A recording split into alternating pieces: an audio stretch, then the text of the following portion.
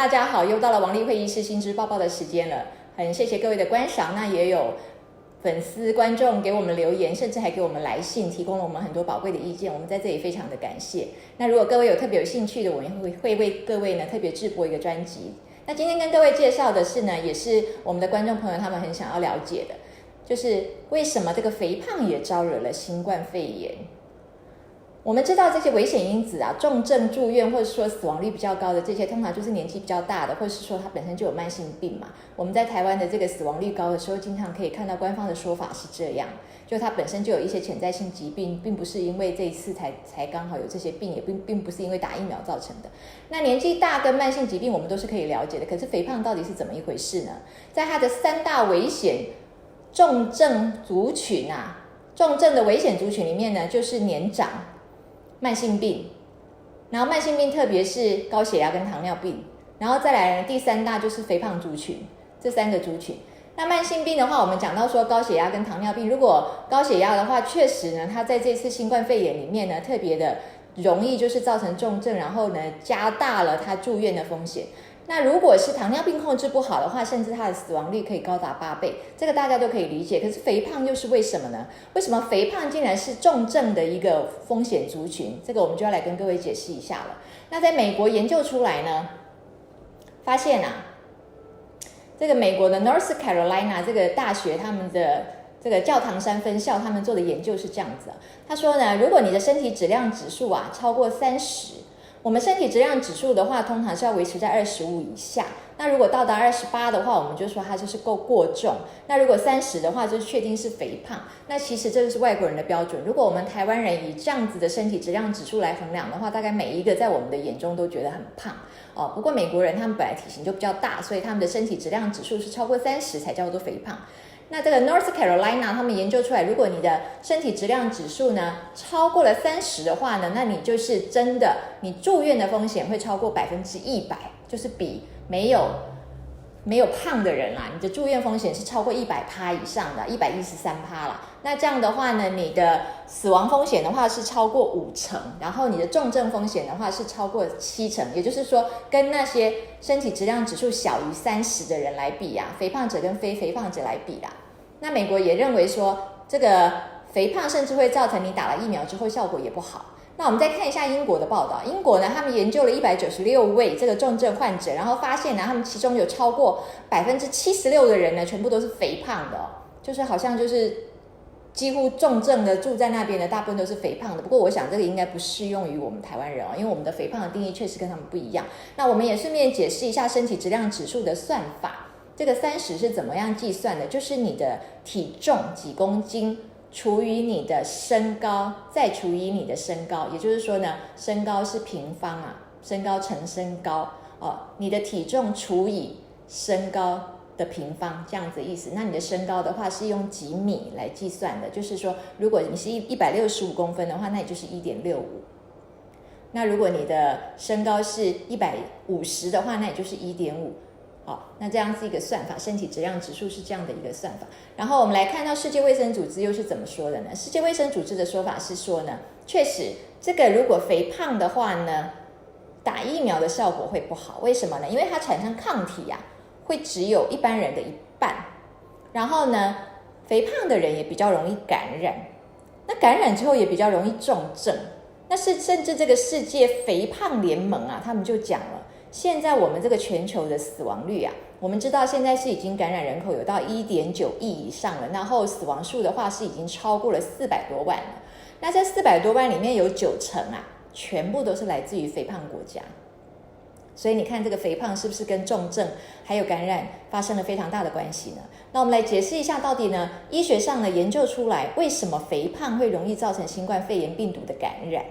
首先呢，是因为这个肥胖的人他们身体里面就是经常在发炎哦。为什么身体会经常在发炎？因为呢，脂肪组织本来就是很容易分泌出发炎因子的一个地方。那肥胖的人他们的体脂肪比较多，脂肪比较多，所以他们分泌出来的发炎因子也就比较多。如果你的身体经常的处于发炎状态，当然你的免疫力就比较不好，比较乱，所以这样当然就造成了比较容易感染。再来，我们是不是也刚刚讲了，这个慢性病是高血压跟糖尿病嘛？我们也知道肥胖它跟这2个慢性病之间的关系也比较密切。然后呢，再来呢，我们也知道肥胖的人他本身的肺部的功能也就比较容易不好。然后如果他又造成了新冠肺炎的话，简直就是火上加油。本来肺功能就不好，然后现在肺炎又发生了，所以他的肺功能就更不好，也容易造成他的死亡率，还有他的重症率还有他的住院率都比别人还要高。那往下解释的话，我们再更深入一点的来看的话，是在这个肥厚的这个脂肪组织它会有很多的血管收缩素转化酶第2型的受体。那我们有解释过，就是新冠病毒呢，它是用它的表面的这个凸起物叫做刺突蛋白去结合到我们身体的这个血管收缩紧张素第2型的接受体，我们直接称之为 ACE2 就好了。那我们也解释过说，这个 ACE2 在全身到处都有，所以其实呢，新冠肺炎它并不是只有攻击你的肺你的心肝脑肾都有这个 ACE2 的接受体，都可以跟这个病毒结合。那脂肪里面也有 ACE2 的接受体，所以如果一个人他的脂肪非常的肥厚的话，等于他身体里面的 ACE2 这个接受体的量就比别人多很多，那就提供了这个新冠病毒一个机会，就是很多属于这个新冠病毒可以去结合跟粘着的这个通道，肥胖的人就比别人多，那这就是一个大问题了，等于你就是提供了他一个温床，让他能够在这里呢很好的渗进去你的身体里面，对你产生攻击，然后随着这个血流又把这些病毒带到你的肺，当然在你的肺就产生了更大的恶化。那另外一个是说，我们在肥胖的肥厚的脂肪组织里面呢，我们刚刚讲它很容易就是释放跟分泌这个发炎因子嘛，比如说哪一些发炎因子呢？容易造成发炎的细胞激素，我们称它为发炎因子，比如说 tumor necrosis factor alpha， 比如说 interleukin 1 beta， 比如说 interleukin 6， 这些都是造成发炎的细胞激素。那这些细胞激素呢，它就会在身体里面产生很强的免疫反应，就是发炎反应。那我们可能会造成所谓的 cytokine storm， 也就是一种免疫风暴。那这个免疫风暴在身体里面呢，就会战场，就是整个杀戮战场就是非常的严重，就尸横遍野。那它特别是它侵犯到肺部的时候，我们也曾经在新冠病毒是前所未有的狡猾这一集里面跟各位介绍过，是它造成的这个肺的伤害会是纤维化的永久性的伤害，它不像一般的感冒造成肺炎的话呢，可能在痊愈之后呢就完全的康复了。但是呢，新冠肺炎它造成的是永久性的伤害。那基于以上这些个原因呢，它对身体产生的这么多不良的这个后果就是跟脂肪有关的，所以在肥胖的人身上呢，他们特别的对这个病毒呢是特别的脆弱。那我们来看到，除了原本就肥胖有这样子的高风险之外呢，在疫情期间因为封城的关系呢，肥胖率也渐渐的在提升。美国的 JAMA 杂志呢，这个是一个全世界前3名的医学杂志，他们就统计到，在美国的封城期间1年多了嘛，从去年到现在，他们平均呢每10天美国人的体重会增加 0.27 公斤。那大家想想看，10天是 0.27 公斤的话，1个月下来不就是0.8将近1公斤了嘛？然后呢，德国的海德堡大学他们研究到，他们自己的人民呢，在这个疫情的封城期间，因为减少运动的关系，所以呢，他们的整个这个体脂肪就增加了，然后呢，瘦肉就减少，肥肉增加，肥肉增加之后呢，又造成了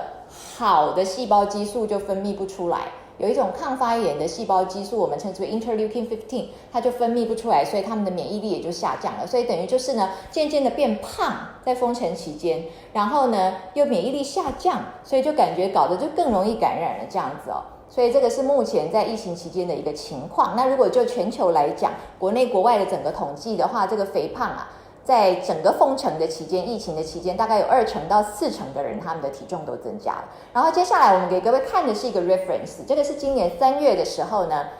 也算是蛮新的一个 journal article， 它就详细的分析了肥胖、糖尿病跟心脏血管疾病整个对于这些住院的新冠病毒患者他们之间的一个详细的影响，还有他们的机转。那这里这个标题这里也有这一句非常有意思的话，它就说 The end of the beginning。那这个是一句非常有名的话，这个是一个丘吉尔，英国首相丘吉尔在2次世界大战的时候有一个非常有名的演讲，就被称之为 The end of the beginning 演讲。这样我们知道二次世界大战的话，它是打了8年嘛，它从1937年一直打到1945年。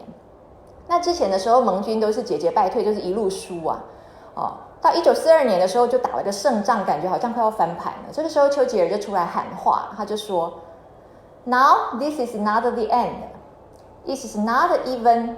the beginning of the end, but it is perhaps the end of the beginning.”